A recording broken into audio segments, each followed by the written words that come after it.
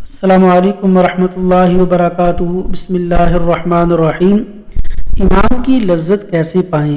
حضرت انس رضی اللہ تعالی عنہ نبی کریم صلی اللہ علیہ وسلم سے روایت کرتے ہیں، آپ صلی اللہ علیہ وسلم نے فرمایا، 3 خصلتیں ایسی ہیں کہ جس میں یہ پیدا ہو جائیں اس نے ایمان کی مٹھاس کو پا لیا۔ اول یہ کہ اللہ اور اس کا رسول اس کے نزدیک سب سے زیادہ محبوب بن جائیں۔ دوسرا یہ کہ وہ کسی انسان سے محض اللہ کی رضا کے لیے محبت رکھے۔ تیسرا یہ کہ وہ کفر میں واپس لوٹنے کو ایسا برا جانے جیسا کہ آگ میں ڈالے جانے کو برا جانتا ہے۔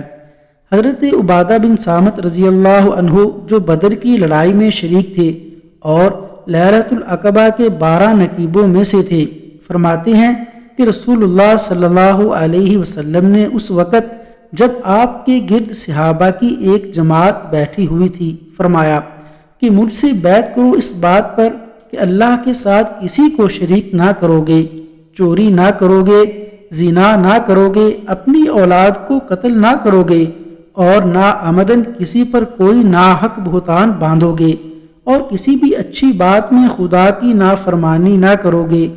جو کوئی تم میں سے اس عہد کو پورا کرے گا تو اس کا ثواب اللہ کے ذمے ہے، اور جو کوئی ان بری باتوں میں سے کسی کا ارتکاب کرے اور اسے دنیا میں اسلامی قانون کے تحت سزا دے دی گئی تو یہ سزا اس کے گناہوں کے لیے بدلہ ہو جائے گی، اور جو کوئی ان میں سے کسی بات میں مبتلا ہو گیا اور اللہ نے اس کے گناہ کو چھپا لیا تو پھر اس کا معاملہ اللہ کے سپرد ہے، اگر چاہے معاف کرے اور اگر چاہے سزا دے دے۔